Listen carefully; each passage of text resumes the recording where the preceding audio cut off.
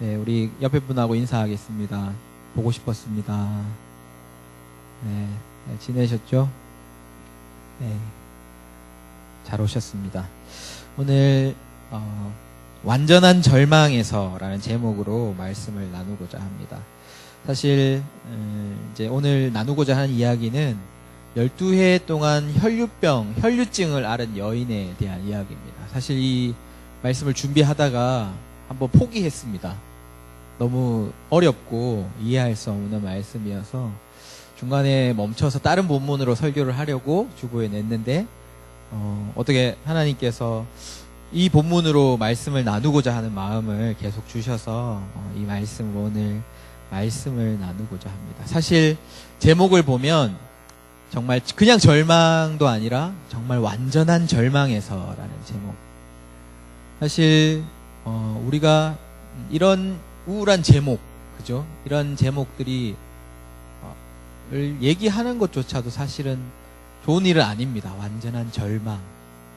그런데 오늘 이 말씀을 우리가 함께 나누면 참 이 절망, 완전한 절망이라는 이 단어가 너무 좋게 저에게는 지금 느껴지는 것 같습니다.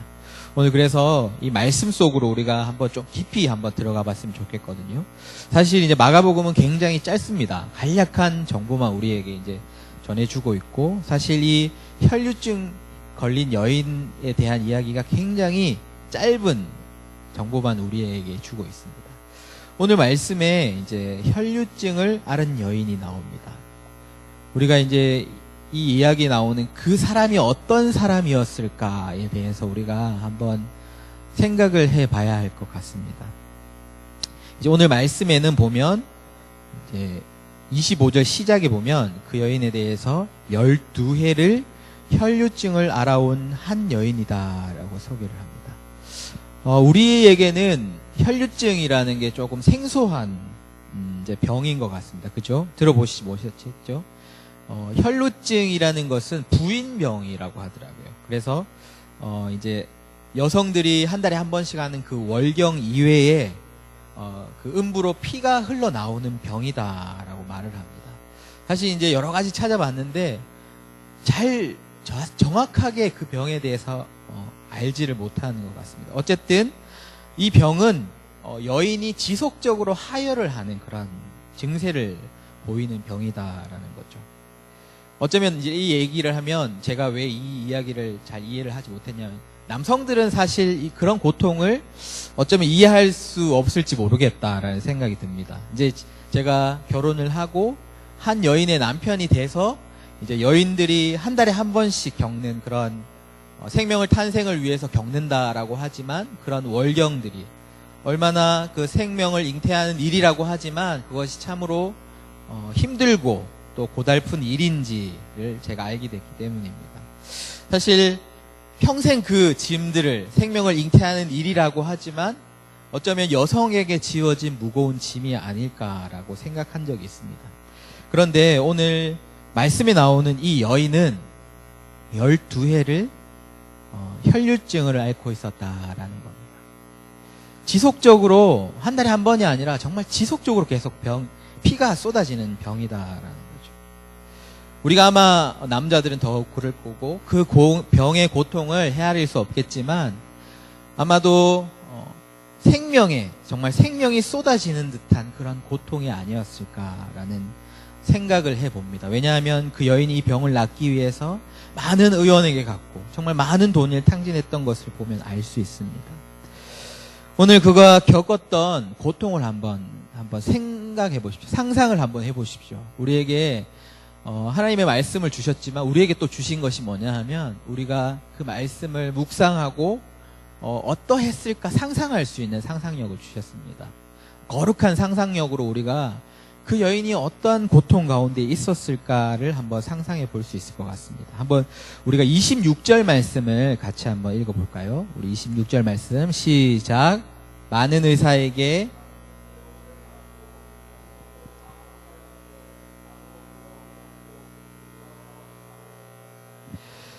그 시대는 아마 지금보다 의술이 발달하지 못했던 시대일 겁니다. 그런 시기도기도 했지만 아마도 이 병은 의학적으로 치료가 불가능한 병이 아니었을까라는 생각을 해봅니다.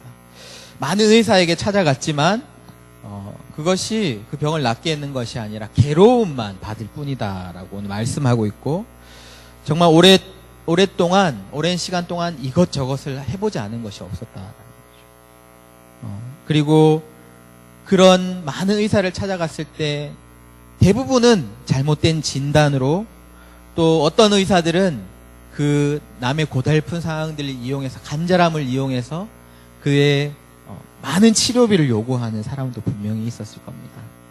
지금도 마찬가지지만 누군가의 간절함을 이용해서 사람들이 돈을 벌려고 하는 것이 지금 세상이 아닙니까? 그렇게 그녀는 이제 몸이 너무 아팠지만 그런 치료 때문에 마음도 아팠고 또 그가 가진 모든 재산도 다 허비해 버린 상태였다라는 거죠. 그리고 도리어 그 병이 점점 더 중하여지고 있던 그런 차이라고 이야기를 하고 있습니다. 그녀가 12해 동안 알 수 없는 그 병, 정말 고통의 병을 겪은 것도 그녀를 힘들게 했던 것이겠지만, 우리가 알듯이 그녀를 더 힘들게 하던 것이 있었습니다. 그것은 우리가 잘 알고 있듯이 이 병은 유대인들에게는 부정한 사람으로 취급을 당하는 병이다라는 겁니다. 이제 레위기 말씀을 보면 이제 율법에 관한 이야기가 나오는데 15장에 가면 15장 25절 이하를 보면 유출이 있는 여자에 대한 그런 규정에 대해서, 규례에 대해서 나옵니다. 그 규례를 보면 이제 이 유출병이 아니라 이제 여성들이 월경을 하고 유출이 있는 동안에는 여인이 부정하다라는 거죠. 그리고 그 유출이 끝난 후에도 7일이 지나서야 그가 정하여진다라는 규정이 있습니다. 그리고 이 유출이 있는 자와 동침하는 자도 부정하게 된다라는 그런 규정. 한마디로 이야기하면 이 여인은 사회적으로, 종교적으로 아주 외면을 당한 그런 사람이었습니다. 그 사람은 아픈 사람이 아니라 부정한 사람이다라는 겁니다. 그가 속해 있던 사회와 모든 그런 일원들 가운데 그 사람은 아픈 사람이 아닌 부정한 사람, 가까이 할 수 없는 사람이다라는 겁니다. 한번 여러분 그녀의 고통을 한번 상상해 보십시오. 그냥 이성적으로 그런 사람이 있었다라는 것이 아니라 그녀가 얼마나 아픔을 겪었을까. 몸의 아픔도 너무나 아픈 아픔이었지만 그렇게 아픔을 가지고도 누구에게도 이것을 이야기할 수 없고 그 아픔에 대해서 말할 수 없는 그런 상황들, 세상으로 격리되어서 숨어 다니고 정말 떳떳할 수 없는 그런 상황들, 그런 모든 것과 더불어서 그 여인은 유출병으로 인해서 여인이었지만 여인으로서도 아무런 삶의 의미가 없었다라는 거죠. 이것이 오늘 12해 혈류증을 알아온 한 여인에 대한 이야기입니다.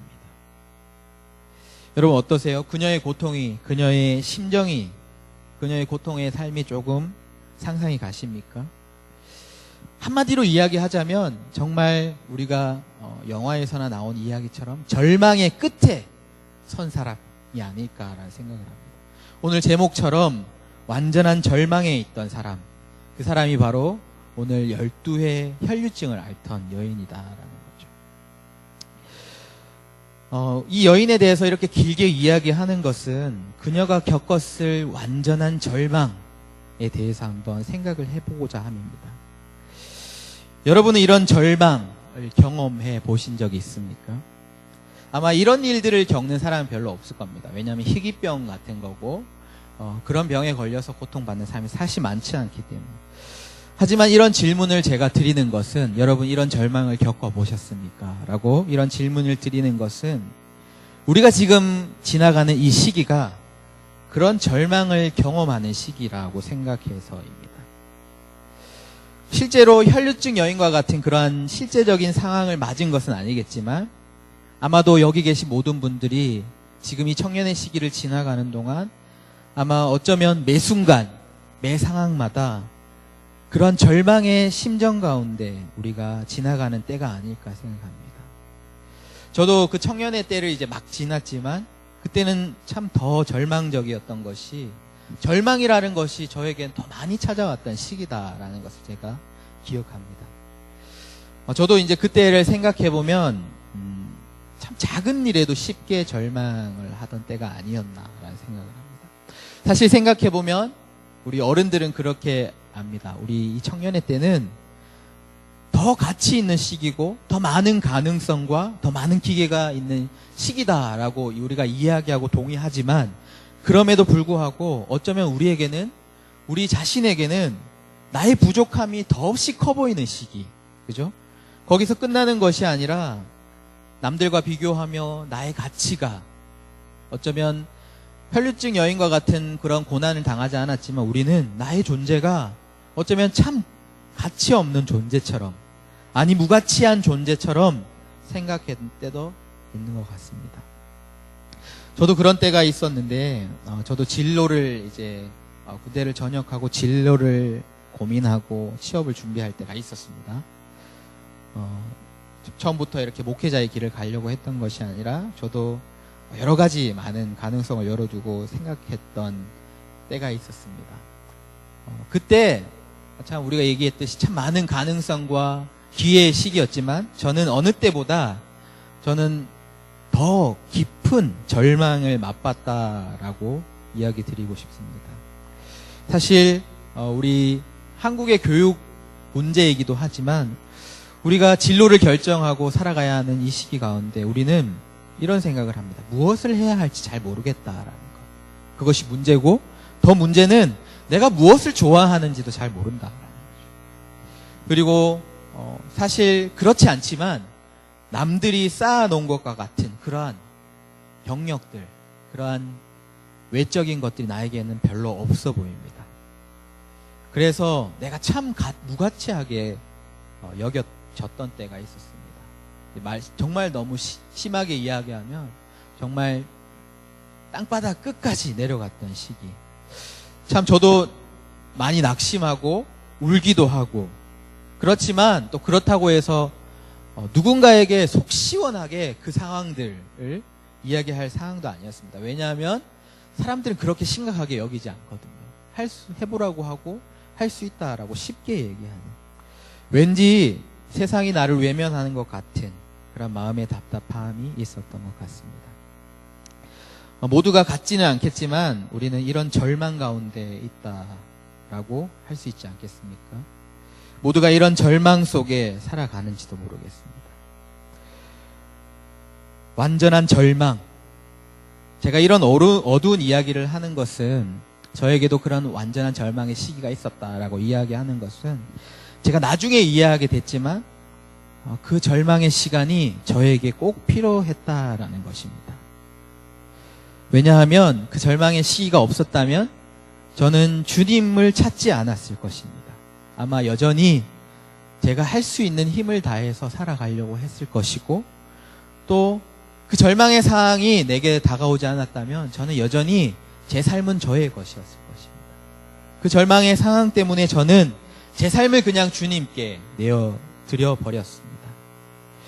오늘 너무나 처절한 절망 가운데 있던 한 여인, 바로 완전한 절망 가운데 있던 그 여인은 그가 겪었던 그 완전한 그 절망 때문에 그는 예수님께로 오늘 나아갔다라는 거죠.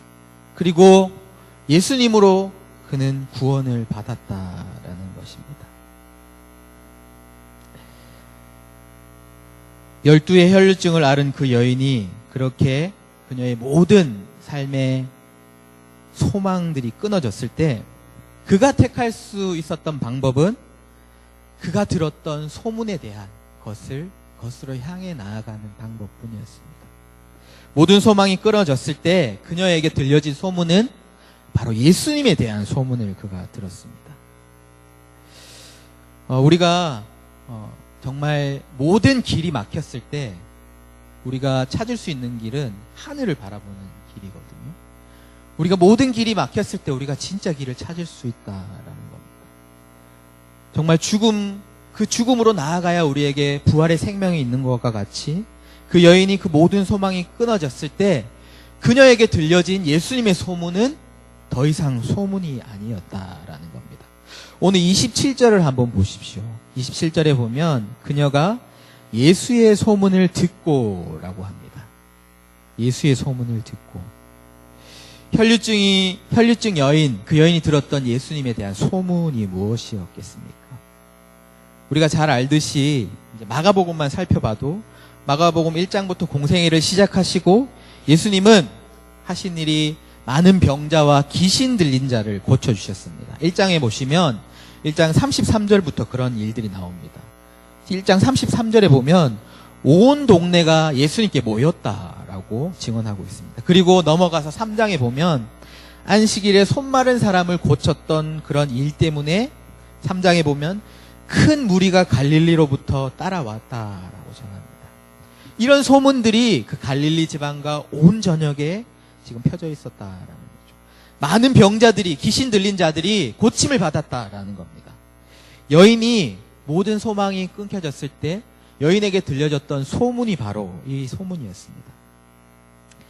혈류병 여인이 처음부터 그녀의 마음 가운데 굳건한 믿음이 있었던 것이 아니라 그녀의 시작, 그녀의 그 절망으로부터 나온 시작은 예수님의 소문을 들었다라는 것이죠.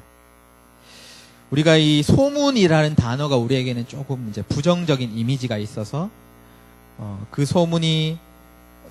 부정적인 이미지가 있어 소문이다라고 하면 우리에게는 좀 부정적으로 느껴지지만 사실 이제 그 여인에게 그 소문은 생명을 얻을 수 있다라는 굿뉴스였다는 거죠. 복음의 소식. 그래서 생명을 얻은 우리는 그 소문을 우리는 그것을 소문이라고 부르지 않고 복음이라고 부릅니다. 그 여인은 어디로부터 이 복음을 들었습니다.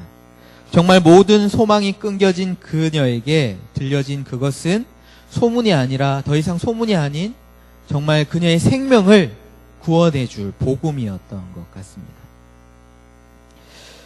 아무 방법도 없었던, 아무 길도 없었던 그녀에게 이제는 새로운 소망이 생겼다라는 것입니다. 병을 고칠 수 있다라는 그 소문이 그녀에게 들려졌습니다. 여러분, 마찬가지입니다. 그것이 소문인가, 복음인가? 오늘 여인은 소문을 듣고 예수님을 향한 믿음이 생겼습니다. 우리가 들은 예수님에 관한 그것도 마찬가지로 어쩌면 처음에는 소문일 수 있습니다. 누군가 예수님을 만나고 행복하대라는 그 소문. 그것이 계속 우리에게 어떤 다른 소망의 길이 있고 우리의 힘이 있고 우리가 나아갈 길이 있다면 그것은 그대로 소문으로 남겠지만 우리의 모든 길이 끊겨졌을 때 우리에게 들려진 그 소문은 더 이상 소문이 아니라 복음이 되어질 수 있다라는 것입니다. 오늘 우리가 이 예배 가운데 제가 예수님에 대한 이야기를 전합니다. 설교라고 우리는 부르고 메시지라고 부르지만 어쩌면 이것이 여러분들에게 귀에 들려져서 그것이 멀리 나아가 버린다면 그것은 더 이상 설교도 아니고 복음도 아닙니다. 그것은 사람들이 이 갈릴리로 흔히 듣던 예수님에 대한 소문일 뿐일 수도 있습니다. 하지만 오늘 그 여인이 그 소문을 붙잡고 예수님께로 나아갔을 때 그것은 더 이상 소문이 아니라 그것은 복음이 되었다. 그녀를 살리는 정말 복음의 능력이 되었다라는 겁니다.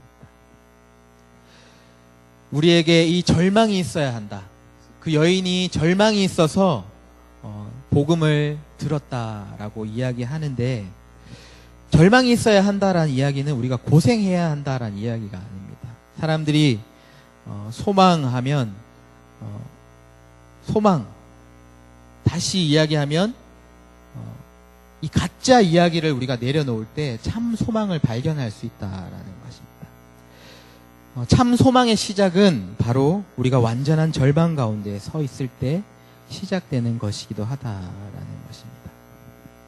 우리가 우리의 삶의 모든 헛된 그런 수고와 소망들을 내려놓고 포기했을 때 그때서야 그 소문이 참 복음으로 들리기 시작한다라는 겁니다. 그런 의미에서 우리에게는 지금 어쩌면 우리가 그 참 소망을 붙잡기 위해서는 완전한 절망으로 나아가야 한다라는 겁니다. 여러분에게 완전한 절망이 있어야 합니다가 아니라 우리가 완전한 절망으로 스스로 나아가야 한다라는 거죠. 그때야 우리에게 그 소문이 더 이상 소문이 아닌 우리를 살리는 생명이 된다라는 겁니다. 오늘 이 혈류증 여인이 절망을 끊어버릴 수 있었던 것은 바로 믿음이었습니다. 그녀가 무리 가운데 끼어서 예수님의 옷에 손을 댄 것은 오늘 말씀처럼 그녀에게 옷에만 손을 대어도 구원을 받으리라 라고 생각했기 때문입니다. 그녀는 믿었기 때문입니다.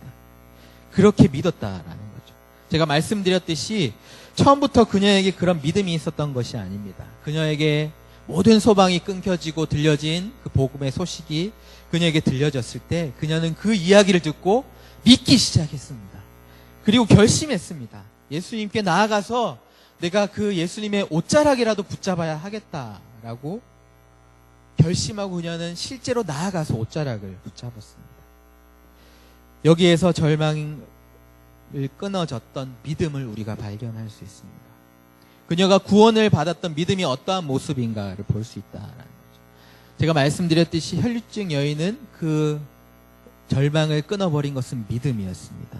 그가 구원받은 것은 그녀의 믿음이었습니다. 그 믿음은 어디서 나왔습니까? 그녀에게 들려진 예수님에 대한 소문, 그 복음을 들음으로써 그녀의 마음에 믿음이 생겼다라는 거죠. 여러분 수없이 들어보셨죠? 믿음은 들음에서 난다라고 했습니다. 예수님에 대한 이야기, 그 이야기를 듣고 마음에 새겼을 때 그녀에게 믿음이 생겼습니다. 그리고 그녀의 믿음은 거기가 끝이 아니었습니다. 한 가지 더 있었죠. 그녀가 마음에 믿은 대로 그녀는 나아갔습니다. 예수님 앞에 나아갔고 옷자락이라도 그녀는 붙잡았던 것입니다.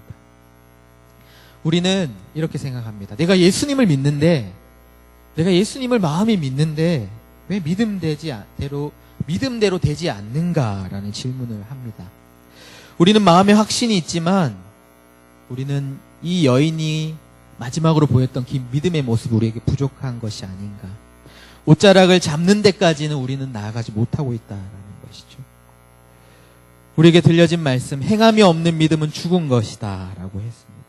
우리에게 마음에 그런 믿음 있다면 여인과 같이 우리는 손을 뻗어서 그 손을 뻗어서 옷자락, 끝자락이라도 잡는 그런 예수님께 나아가는 그런 모습이 있어야 한다라는 것입니다. 그것이 바로 여인이 절망에서 빠져나올 수 있는 믿음이었다라는 것입니다. 주님을 신뢰하는 그 믿음 말입니다. 오늘 이제 예수님의 옷자락을 여인이 만졌을 때 여러분 어떠한 일이 났습니까? 굉장히 이제 급 결론을 이제 되는 이야기처럼 보입니다. 29절 말씀 우리 같이 한번 읽어볼까요? 29절 말씀 크게 한번 읽어보겠습니다. 시작.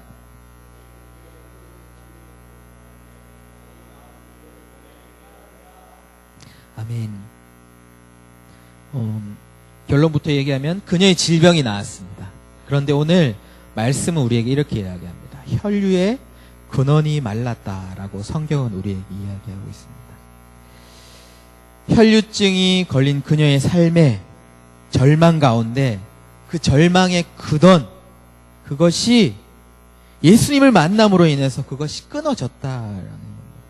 예수님께 나아갔을 때 그것은 더 이상 절망이 될 수 없었던 것이죠. 절망은 사라지고 흔적조차 없어진 것입니다. 왜냐하면 예수님이 그 문제의 근본적인 해결이었기 때문입니다. 우리에게 왜 이 절망이 찾아옵니까? 그것은 우리에게 어떤 사건이 일어났기 때문만은 아닙니다. 그것은 우리의 안에 절망할 수밖에 없는 참 소망이 우리 안에 없기 때문입니다.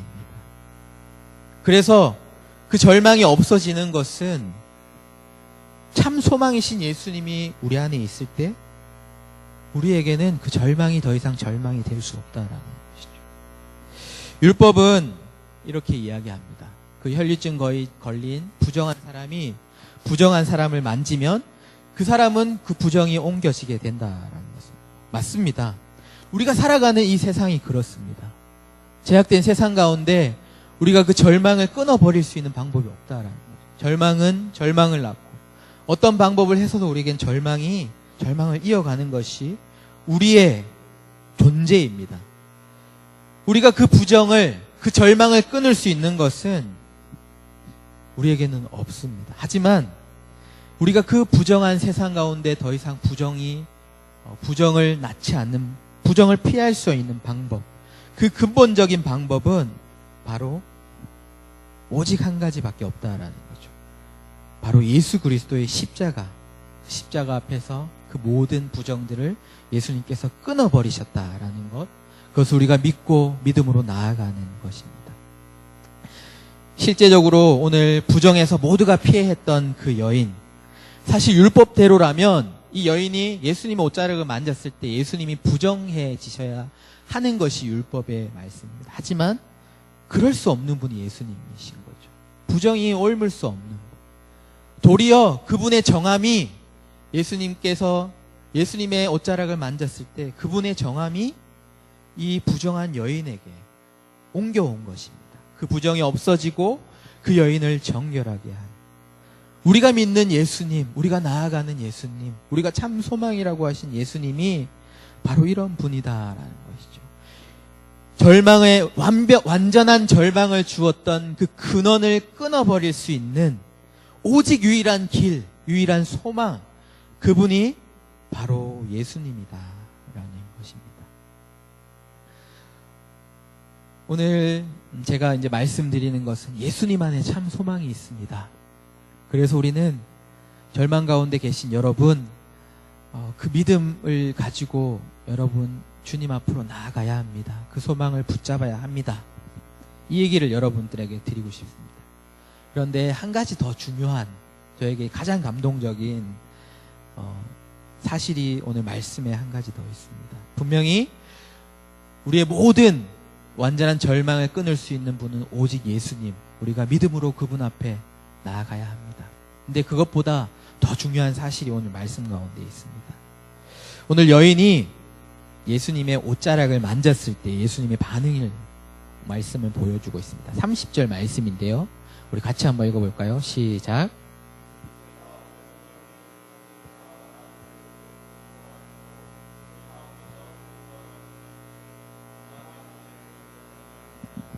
네. 여러분, 우리 이제 성경 공부하면서, 수련회 때 성경 공부하면서 예수님 하면 이제 우리가 뭘 찾아야 되죠? 네. 능력이 자기에게 나간 줄을 아셨고, 스스로 아셨고, 예수님 뭐라고 말씀하셨죠? 한번 우리 예수님이 하신 말씀을 한번 같이 우리가 예수님인 척 한번 해봅시다. 시작. 여러분, 이 질문, 누가 내 옷에 손을 대었느냐? 여러분, 어떤 질문 같으세요? 예수님이 질문하는 것처럼 들리는데, 예수님이 어떤 뉘앙스로 이 질문을 하셨을까요? 누가 함부로 내 손에, 내 옷을 만졌냐? 함부로 만졌냐? 부정한 사람이 어디 나를 만졌냐? 이런 책망을 하시는 모습입니까? 저도 예전에 이런 생각을 좀 했던 것 같습니다. 어쩌면 누가 감히 나의 옷에 손을 대었냐? 라는. 사실 근데 생각을 해보면 예수님이, 우리가 믿는 예수님은 그런 분이 아니다라는 거죠. 예수님이 정말 모르셔서 그 질문을 하셨을까요? 예수님이 책망하기 위해서 누가 내 몸에 손을 대었느냐라고 질문하셨을까요? 여러분, 여러분이 믿는 예수님은 하늘 보좌를 버리시고 이 땅 가운데 오신 분입니다. 단지 부정한 사람이 자신을 만졌다고 해서 그렇게 우리처럼 화내시고 그런 분이 아니시다. 예수님께서 오늘 이야기하십니다. 그 상황 가운데 여러분 생각해 보십시오. 누가 내 옷에, 내 몸에 손을 대었느냐라고 질문하십니다. 제자들은 대답하죠. 무슨 소리 하십니까? 사람이 많은데 누가 만졌느냐라고 하십니까? 제자들은 합리적인 대답을 합니다. 예수님이 몰라서 물으신 것일까요? 한번 여러분 상상을 해보십시오. 31절 말씀 우리 같이 읽어보겠습니다. 시작.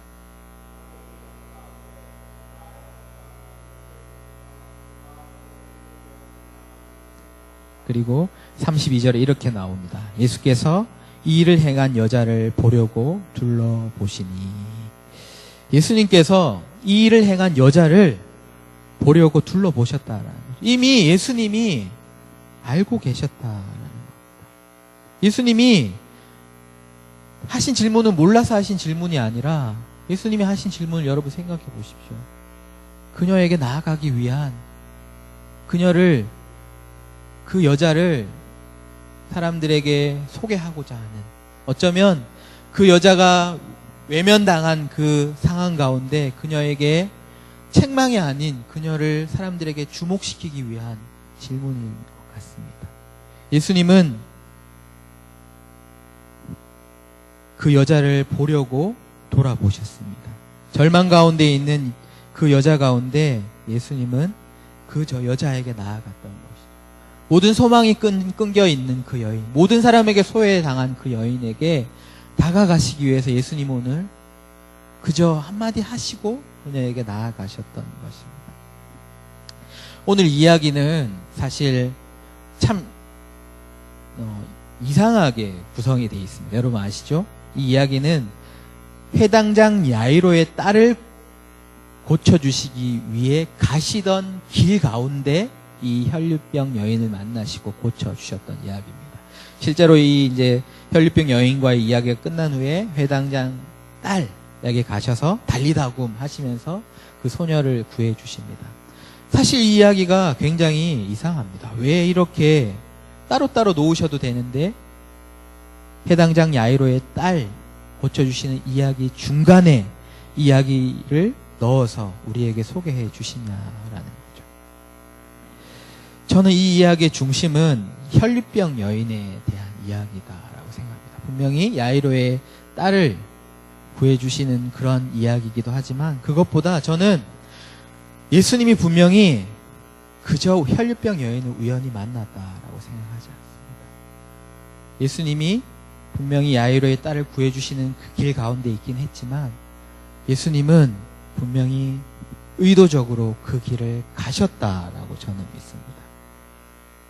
그 여인에게 접근할 수 없는, 사람들 때문에 다가올 수 없는 그 여인의 앞을 지나가셨던 거죠. 그 여인이 그분 앞에 나오고 그분의 옷자락을 만지기를 위해 그 여인의 앞을 지나가신 것입니다.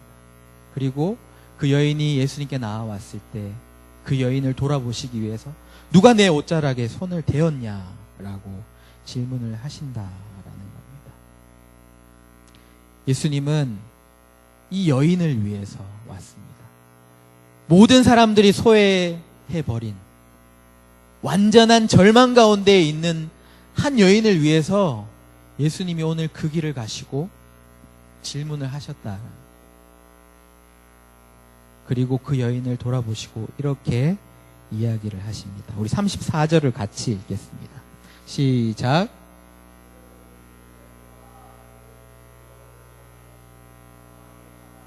내 병에서 놓여 건강할지어다. 아멘. 여러분, 우리가 절망 가운데 있는 사람에게 예수님을 붙잡으십시오. 믿음이 여러분을 절망에서 구원해 주실 겁니다. 라고 이야기합니다.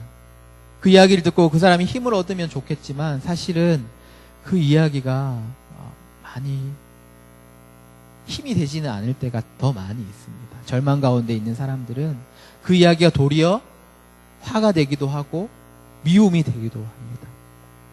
오늘 이야기에서 더 중요한 것은 완전한 절망 가운데 있던 한 여인에게 예수님이 찾아오셨다라는 겁니다. 일부러 그 길을 가셨다라는 거고요. 그분의 옷자락을 내어주셨다라는 거고, 그 여인이 사람들에게 외면당하고 어색할까봐, 비난을 당할까봐 일부러 질문을 던져주십니다. 누가 내 몸에 손을 대었느냐. 그리고 그 여인을 돌아보시고 그 여인에게 오늘 34절 말씀처럼 내 믿음이 너를 구원하였으니 평안히 가라 라고 선포해 주십니다. 예수님은 우리의 소망이신데 우리가 그 소망을 붙잡지 못할 때라도 예수님 우리에게 오셨습니다. 우리의 온전한 절망을 없이 하시기 위해 십자가에 오르셨다라는 것이죠. 일부러 그 고난의 길을 걸어가셨다라는 겁니다. 우리가 그 예수님의 옷자락을 잡을 수 있도록 우리에게 그 옷을 허락해 주셨다. 여기에 큰 감동이 있는 것 같습니다. 정말 완전한 소망, 사실은 믿음조차 가지지 못하는 우리에게 예수님은 오늘 우리에게 우리 앞을 지나시며 우리가 닿을 만한 그곳에 그분의 옷자락을 펼치시며 우리가 그 옷자락을 붙잡기를 기다리고 계시는 분이다라는 것입니다. 그리고 우리에게 말씀하십니다. 그 옷자락을 붙잡는 우리에게 내 믿음이 너를 구원했다. 내가 평안히 가라라고 우리에게 말씀하십니다. 오늘 절망의 시간을 지나가는 우리 지체 또 우리 성도 여러분, 그 길 가운데 하나님은 알고 계십니다. 우리의 상황을, 우리의 절망을, 그것을 내버려 두시지 않고 우리 앞에 오신 분이다라는 거죠. 십자가에서 십자가를 통해 우리에게 그 옷자락을 허락해 주셨다라는 겁니다. 여러분, 이 말씀을 통해서 우리에게 오신 주님으로 인해서 위로받으시고 또 이 이야기를 통해서 그저 소문으로 끝나는 것이 아니라 우리에게 믿음을 통해서 주님의 옷자락을 붙잡는 저와 여러분들이 되시기를 바랍니다. 그래서 그 절망이 이제는 더 이상 완전한 절망이 아닌 우리의 구원의 길이 되는 그러한 우리의 삶이 되시기를 간절히 원합니다. 우리 함께 찬